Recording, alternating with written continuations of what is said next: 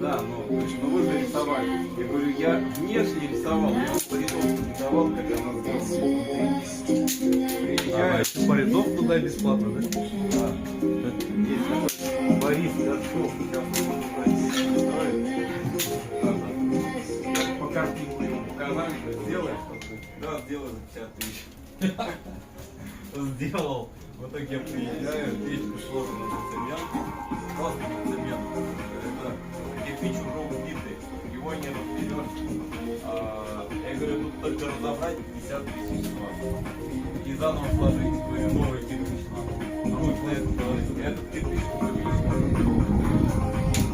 прошелся, короче, русской печки, как таковой, ее нет, а внутри вот этого топливника, его нет, он его кубиком сложил, сверху